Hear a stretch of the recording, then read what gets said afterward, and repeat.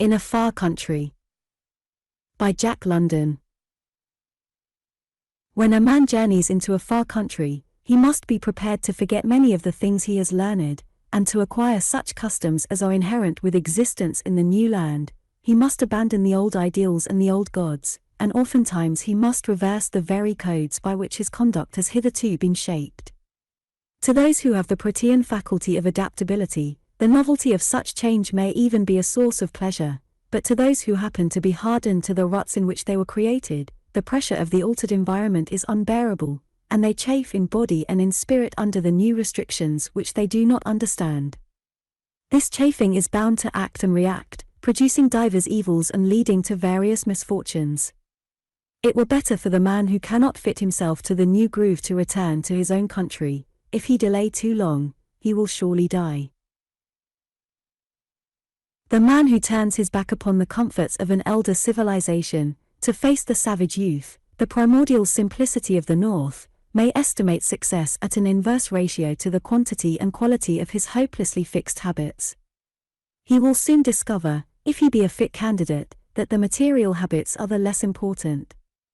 The exchange of such things as a dainty menu for rough fare, of the stiff leather shoe for the soft, shapeless moccasin, of the feather bed for a couch in the snow, is after all a very easy matter. But his pinch will come in learning properly to shape his mind's attitude toward all things, and especially toward his fellow man. For the courtesies of ordinary life, he must substitute unselfishness, forbearance, and tolerance. Thus, and thus only, can he gain that pearl of great price, true comradeship. He must not say thank you, he must mean it without opening his mouth, and prove it by responding in kind. In short, he must substitute the deed for the word, the spirit for the letter. When the world rang with the tale of Arctic gold, and the law of the North gripped the heartstrings of men, Carter Weatherbee threw up his snug clerkship, turned the half of his savings over to his wife, and with the remainder bought an outfit. There was no romance in his nature. The bondage of commerce had crushed all that. He was simply tired of the ceaseless grind, and wished to risk great hazards in view of corresponding returns. Like many another fool, disdaining the old trails used by the Northland pioneers for a score of years, he hurried to Edmonton in the spring of the year, and there, unluckily for his soul's welfare, he allied himself with a party of men. There was nothing unusual about this party, except its plans.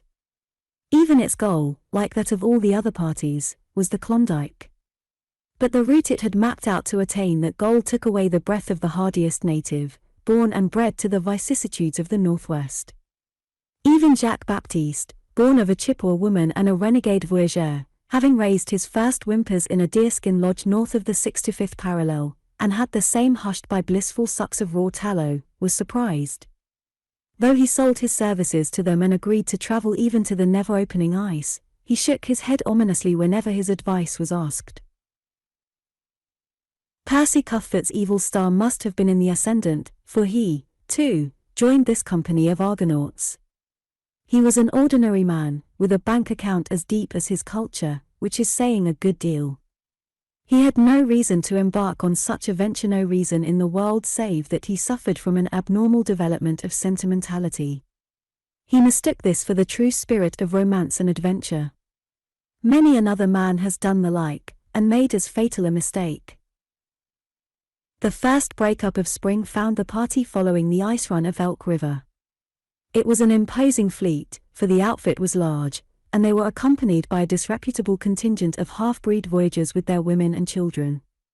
Day in and day out, they labored with the bateaux and canoes, fought mosquitoes and other kindred pests, or sweated and swore at the portages.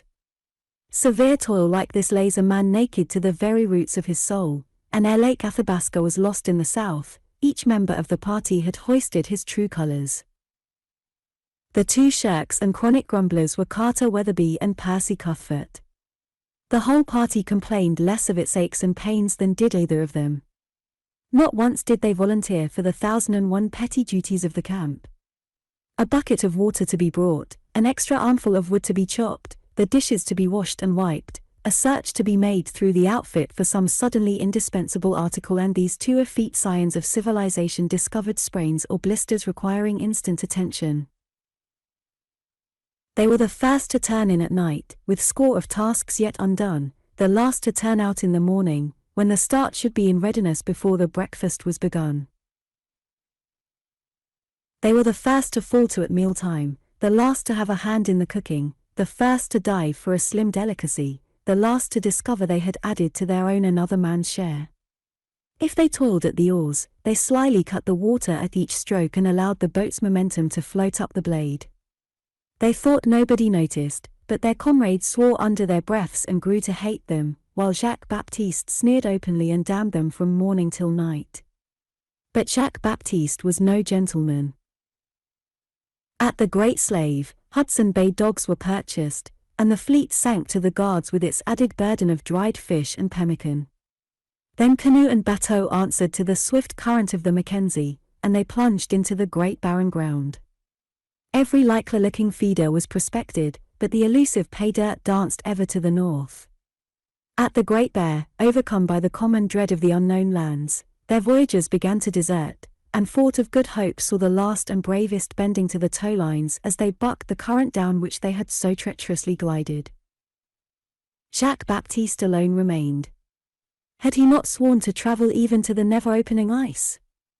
The lying charts, compiled in Maine from hearsay, were now constantly consulted.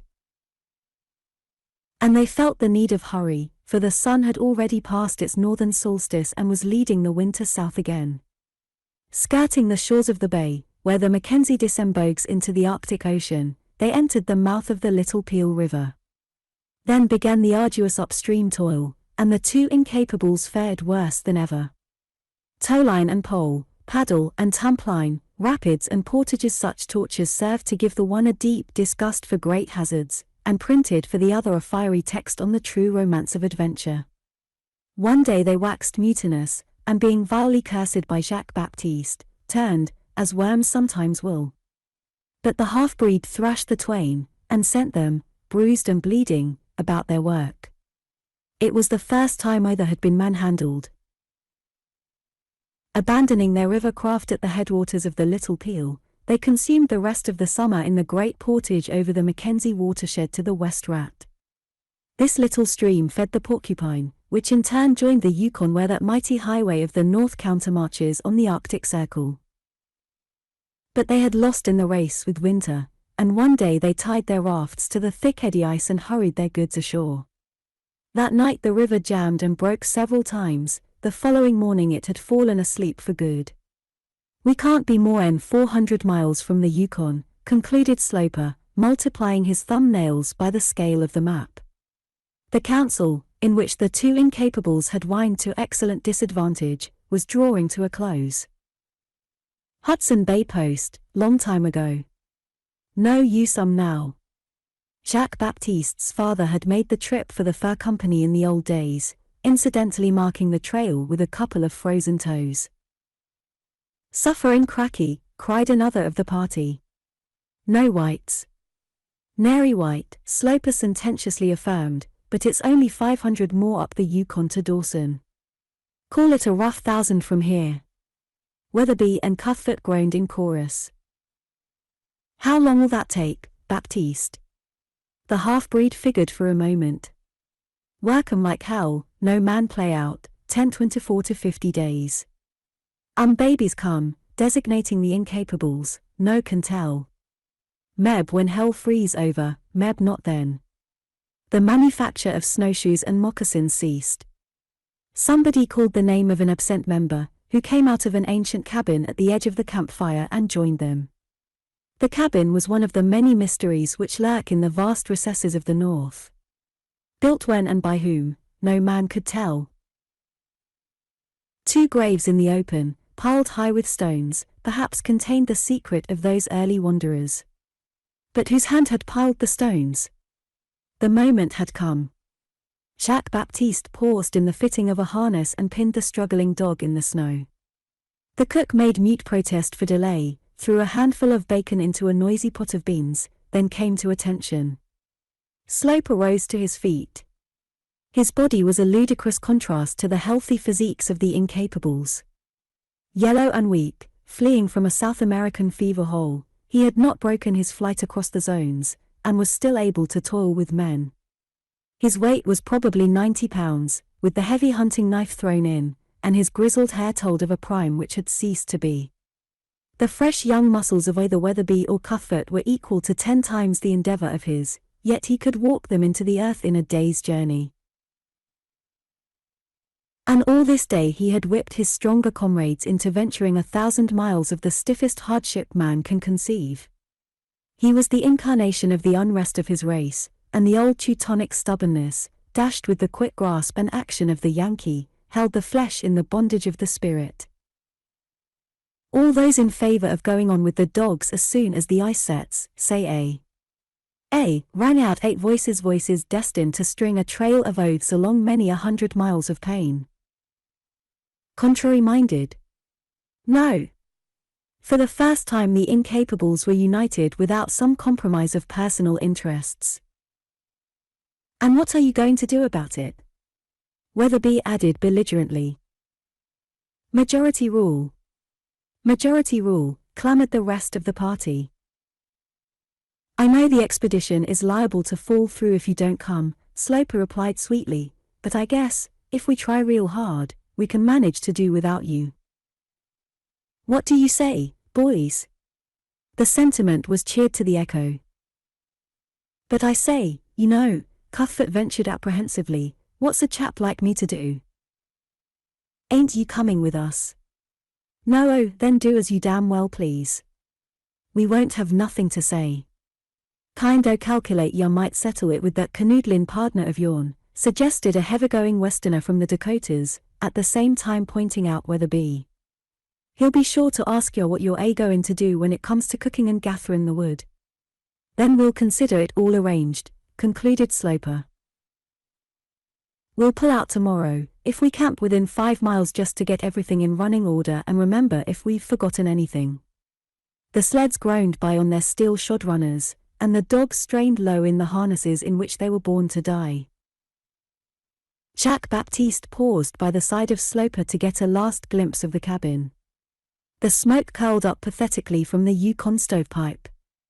The 2 incapables were watching them from the doorway. Sloper laid his hand on the other's shoulder. Jacques Baptiste, did you ever hear of the Kilkenny cats? The half-breed shook his head. Well, my friend and good comrade, the Kilkenny cats fought till neither hide, nor hair, nor yowl, was left. You understand, till nothing was left. Very good. Now, these 2 men don't like work. They'll be all alone in that cabin all winter, a mighty long, dark winter. Kilkenny cats well. The Frenchman in Baptiste shrugged his shoulders, but the Indian in him was silent. Nevertheless, it was an eloquent shrug, pregnant with prophecy. Things prospered in the little cabin at first. The rough badinage of their comrades had made Weatherbee and Cuthbert conscious of the mutual responsibility which had devolved upon them. Besides, there was not so much work after all for 2 healthy men. And the removal of the cruel whip-hand, or in other words the bulldozing half-breed, had brought with it a joyous reaction. At first, each strove to outdo the other, and they performed petty tasks with an unction which would have opened the eyes of their comrades who were now wearing out bodies and souls on the long trail. All care was banished. The forest, which shouldered in upon them from 3 sides, was an inexhaustible woodyard. A few yards from their door slept the porcupine, and a hole through its winter robe formed a bubbling spring of water, crystal clear and painfully cold. But they soon grew to find fault with even that. The hole would persist in freezing up, and thus gave them many a miserable hour of ice chopping. The unknown builders of the cabin had extended the side logs so as to support a cache at the rear. In this was stored the bulk of the party's provisions. Food there was, without stint, for 3 times the men who were fated to live upon it. But the most of it was the kind which built up brawn and sinew, but did not tickle the palate. True, there was sugar in plenty for 2 ordinary men, but these 2 were little else than children. They early discovered the virtues of hot water judiciously saturated with sugar, and they prodigally swam their flapjacks and soaked their crusts in the rich, white syrup. Then coffee and tea, and especially the dried fruits, made disastrous inroads upon it. The first words they had were over the sugar question. And it is a really serious thing when two men, wholly dependent upon each other for company, begin to quarrel. Weatherbee loved to discourse blatantly on politics, while Cuthbert, who had been prone to clip his coupons and let the Commonwealth jog on as best it might, either ignored the subject or delivered himself of startling epigrams. But the clerk was too obtuse to appreciate the clever shaping of thought, and this waste of ammunition irritated Cuthbert. He had been used to blinding people by his brilliancy, and it worked him quite a hardship, this loss of an audience. He felt personally aggrieved and unconsciously held his muttonhead companion responsible for it. Save existence, they had nothing in common, came in touch on no single point. Weatherbee was a clerk who had known naught but clerking all his life. Cuthbert was a master of arts, a dabbler in oils, and had written not a little. The one was a lower-class man who considered himself a gentleman, and the other was a gentleman who knew himself to be such. From this it may be remarked that a man can be a gentleman without possessing the first instinct of true comradeship. The clerk was as sensuous as the other was aesthetic, and his love adventures, told at great length and chiefly coined from his imagination, affected the supersensitive master of arts in the same way as so many whiffs of saw gas. He deemed the clerk a filthy, uncultured brute, whose place was in the muck with the swine, and told him so, and he was reciprocally informed that he was a milk and water sissy and a cad. Weatherbee could not have defined cad for his life, but it satisfied its purpose, which after all seems the main point in life.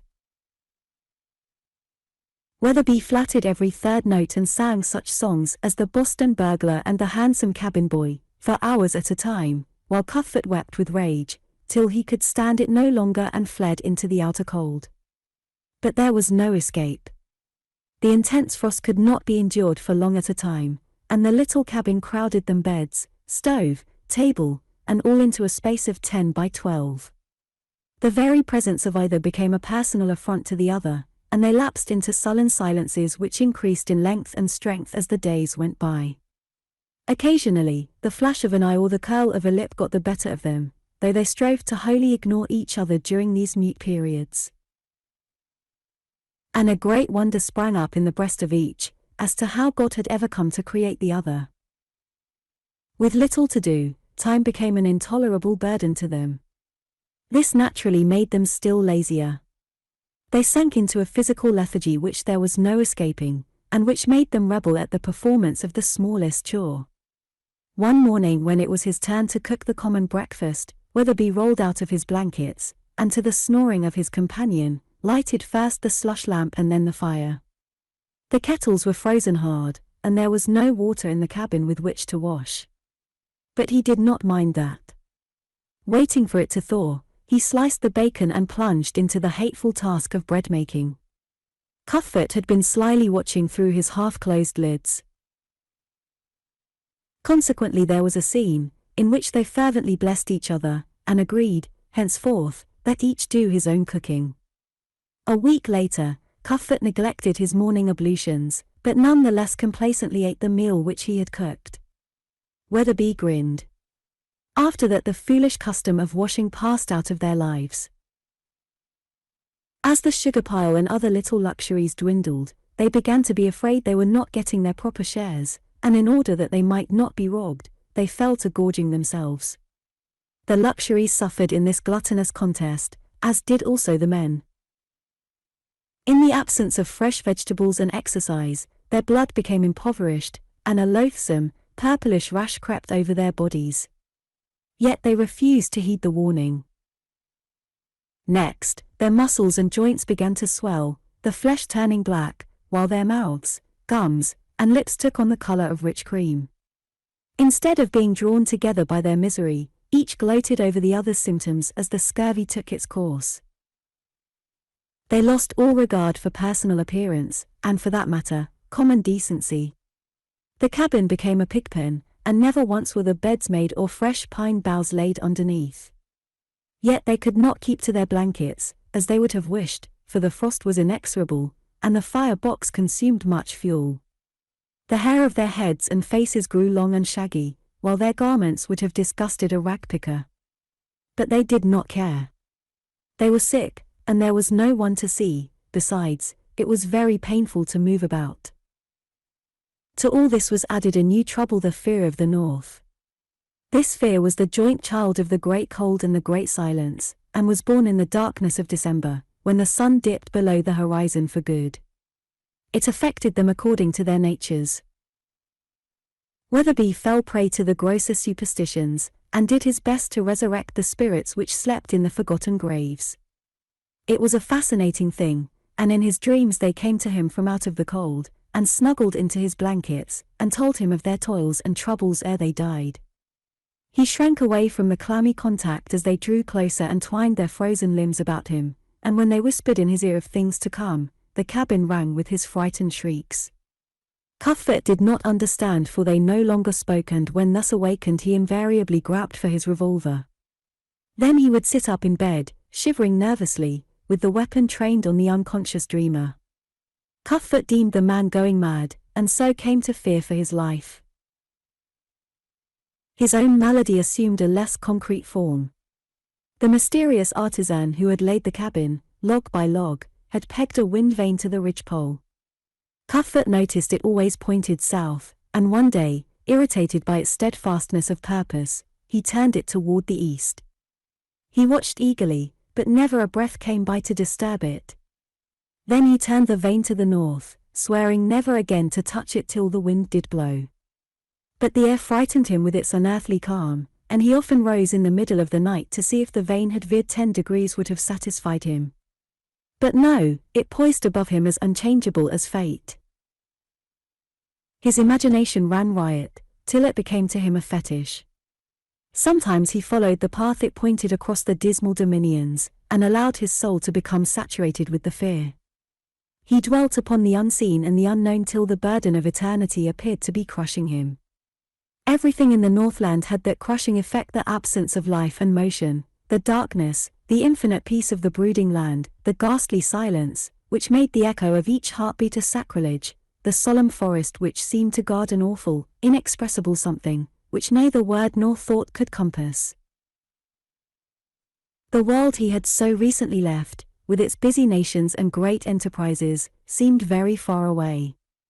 Recollections occasionally obtruded, recollections of marts and galleries and crowded thoroughfares, of evening dress and social functions, of good men and dear women he had known, but they were dim memories of a life he had lived long centuries ago, on some other planet. This phantasm was the reality. Standing beneath the wind vane, his eyes fixed on the polar skies, he could not bring himself to realize that the Southland really existed, that at that very moment it was a-raw with life and action. There was no Southland, no men being born of women, no giving and taking in marriage. Beyond his bleak skyline there stretched vast solitudes, and beyond these still vaster solitudes. There were no lands of sunshine, heavy with the perfume of flowers. Such things were only old dreams of paradise. The sunlands of the west and the spice lands of the east, the smiling Arcadias and blissful islands of the blessed Ha. Ha! His laughter split the void and shocked him with its unwonted sound. There was no sun. This was the universe, dead and cold and dark, and he its only citizen. Weatherbee? At such moments Weatherbee did not count. He was a Caliban, a monstrous phantom, fettered to him for untold ages, the penalty of some forgotten crime. He lived with death among the dead, emasculated by the sense of his own insignificance, crushed by the passive mastery of the slumbering ages. The magnitude of all things appalled him. Everything partook of the superlative save himself: the perfect cessation of wind and motion, the immensity of the snow-covered wildness, the height of the sky and the depth of the silence. That wind vane, if it would only move. If a thunderbolt would fall, or the forest flare up in flame. The rolling up of the heavens as a scroll, the crash of doom, anything. But no, nothing moved, the silence crowded in, and the fear of the north laid icy fingers on his heart. Once, like another Crusoe, by the edge of the river he came upon a track, the faint tracery of a snowshoe rabbit on the delicate snow crust. It was a revelation. There was life in the Northland. He would follow it, look upon it, gloat over it. He forgot his swollen muscles, plunging through the deep snow in an ecstasy of anticipation. The forest swallowed him up, and the brief midday twilight vanished, but he pursued his quest till exhausted nature asserted itself and laid him helpless in the snow. There he groaned and cursed his folly, and knew the track to be the fancy of his brain, and late that night he dragged himself into the cabin on hands and knees, his cheeks frozen and a strange numbness about his feet. Weatherbee grinned malevolently, but made no offer to help him. He thrust needles into his toes and thawed them out by the stove. A week later mortification set in. But the clerk had his own troubles. The dead men came out of their graves more frequently now, and rarely left him, waking or sleeping. He grew to wait and dread their coming, never passing the twin cairns without a shudder. One night they came to him in his sleep and led him forth to an appointed task. Frightened into inarticulate horror, he awoke between the heaps of stones and fled wildly to the cabin. But he had lain there for some time, for his feet and cheeks were also frozen. Sometimes he became frantic at their insistent presence, and danced about the cabin, cutting the empty air with an axe, and smashing everything within reach. During these ghostly encounters, Cuthbert huddled into his blankets and followed the madman about with a cocked revolver, ready to shoot him if he came too near. But, recovering from one of these spells, the clerk noticed the weapon trained upon him. His suspicions were aroused, and thenceforth he, too, lived in fear of his life. They watched each other closely after that, and faced about in startled fright whenever either passed behind the other's back. The apprehensiveness became a mania which controlled them even in their sleep. Through mutual fear they tacitly let the slush lamp burn all night, and saw to a plentiful supply of bacon grease before retiring. The slightest movement on the part of one was sufficient to arouse the other, and many a still watched their gazes countered as they shook beneath their blankets with fingers on the trigger guards. What with the fear of the north, the mental strain, and the ravages of the disease, they lost all semblance of humanity, taking on the appearance of wild beasts, hunted and desperate. Their cheeks and noses, as an aftermath of the freezing, had turned black. Their frozen toes had begun to drop away at the first and second joints. Every movement brought pain, but the firebox was insatiable, wringing a ransom of torture from their miserable bodies. Day in, day out, it demanded its food, a veritable pound of flesh, and they dragged themselves into the forest to chop wood on their knees. Once, crawling thus in search of dry sticks, unknown to each other they entered a thicket from opposite sides. Suddenly, without warning, two peering death's heads confronted each other. Suffering had so transformed them that recognition was impossible. They sprang to their feet, shrieking with terror, and dashed away on their mangled stumps, and falling at the cabin's door, they clawed and scratched like demons till they discovered their mistake. Occasionally they lapsed normal, and during one of these sane intervals, the chief bone of contention, the sugar, had been divided equally between them. They guarded their separate sacks, stored up in the cache, with jealous eyes, for there were but a few cupfuls left, and they were totally devoid of faith in each other. But one day Cuthbert made a mistake. Hardly able to move, sick with pain, with his head swimming and eyes blinded, he crept into the cache, sugar canister in hand, and mistook Weatherbee's sack for his own. January had been born but a few days when this occurred. The sun had some time since passed its lowest southern declination, and at meridian now threw flaunting streaks of yellow light upon the northern sky. On the day following his mistake with the sugar bag, Cuthbert found himself feeling better, both in body and in spirit. As noontime drew near and the day brightened, he dragged himself outside to feast on the evanescent glow, which was to him an earnest of the sun's future intentions. Weatherbee was also feeling somewhat better, and crawled out beside him. They propped themselves in the snow beneath the moveless wind vane, and waited. The stillness of death was about them. In other climes, when nature falls into such moods, there is a subdued air of expectancy, awaiting for some small voice to take up the broken strain. Not so in the north. The two men had lived seeming eons in this ghostly peace. They could remember no song of the past, they could conjure no song of the future. This unearthly calm had always been the tranquil silence of eternity. Their eyes were fixed upon the north. Unseen, behind their backs, behind the towering mountains to the south, the sun swept toward the zenith of another sky than theirs. Sole spectators of the mighty canvas, they watched the false dawn slowly grow. A faint flame began to glow and smolder. It deepened in intensity, ringing the changes of reddish yellow, purple, and saffron. So bright did it become that Cuthbert thought the sun must surely be behind it, a miracle, the sun rising in the north. Suddenly, without warning and without fading, the canvas was swept clean. There was no color in the sky. The light had gone out of the day. They caught their breaths in half-sobs. But lo! The air was aglint with particles of scintillating frost, and there, to the north, the wind vane lay in vague outline of the snow. A shadow! A shadow! It was exactly midday. They jerked their heads hurriedly to the south. A golden rim peeped over the mountain's snowy shoulder, smiled upon them an instant, then dipped from sight again. There were tears in their eyes as they sought each other. A strange softening came over them. They felt irresistibly drawn toward each other. The sun was coming back again.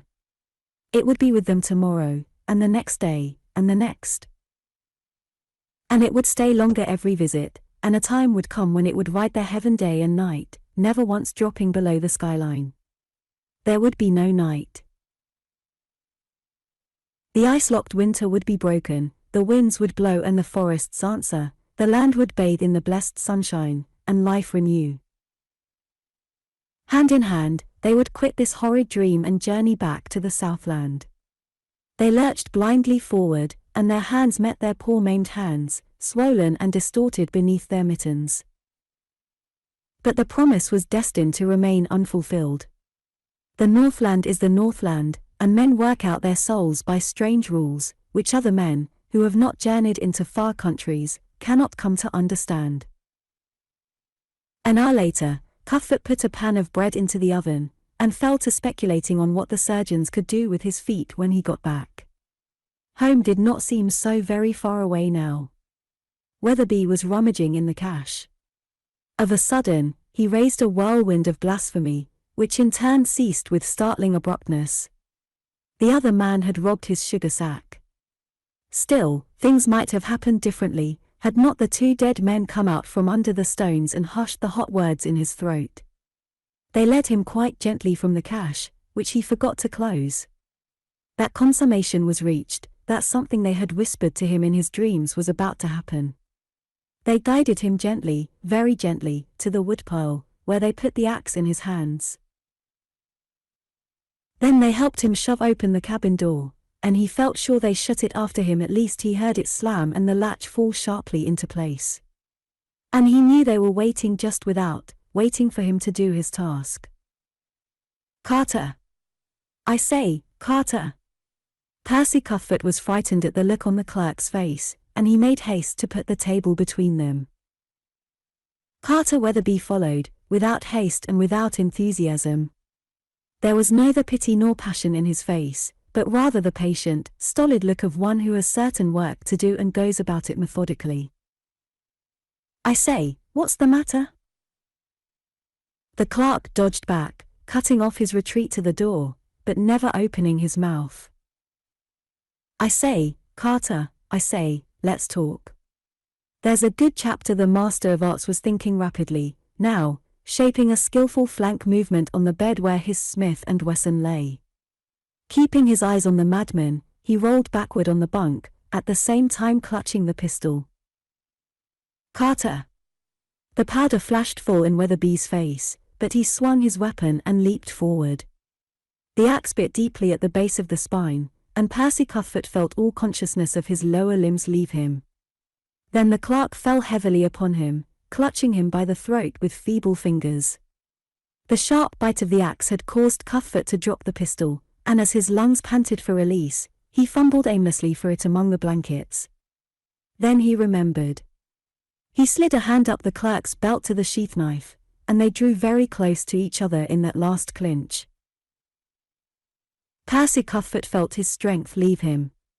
The lower portion of his body was useless, the inert weight of Weatherbee crushed him and pinned him there like a bear under a trap. The cabin became filled with a familiar odor, and he knew the bread to be burning. Yet what did it matter? He would never need it. And there were all of 6 cupfuls of sugar in the cache. If he had foreseen this, he would not have been so saving the last several days. Would the wind vane ever move? Why not had he not seen the sun today? He would go and see. No, it was impossible to move. He had not thought the clerk so heavy a man. How quickly the cabin cooled. The fire must be out. The cold was forcing in. It must be below zero already, and the ice creeping up the inside of the door. He could not see it, but his past experience enabled him to gauge its progress by the cabin's temperature. The lower hinge must be white air now. Would the tale of this ever reach the world? How would his friends take it? They would read it over their coffee, most likely, and talk it over at the clubs. He could see them very clearly. Poor old Cuthbert. They murmured, not such a bad sort of a chap, after all. He smiled at their eulogies, and passed on in search of a Turkish bath. It was the same old crowd upon the streets. Strange, they did not notice his moose-hide moccasins and tattered German socks. He would take a cab. And after the bath a shave would not be bad. No, he would eat first.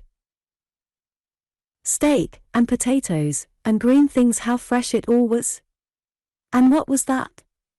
Squares of honey, streaming liquid amber. But why did they bring so much? Ha! Ha! He could never eat it all. Shine? Why certainly. He put his foot on the box. The bootblack looked curiously up at him, and he remembered his moose-hide moccasins and went away hastily. Hark! The wind vane must be surely spinning. No, a mere singing in his ears. That was all, a mere singing. The ice must have passed the latch by now. More likely the upper hinge was covered. Between the moss-chinked roof poles, little points of frost began to appear. How slowly they grew! No, not so slowly. There was a new one, and there another. 2, 3, 4. They were coming too fast to count. There were 2 growing together. And there, a third had joined them. Why, there were no more spots. They had run together and formed a sheet. Well, he would have company. If Gabriel ever broke the silence of the north, they would stand together, hand in hand, before the great white throne. And God would judge them, God would judge them. Then Percy Cuthbert closed his eyes and dropped off to sleep.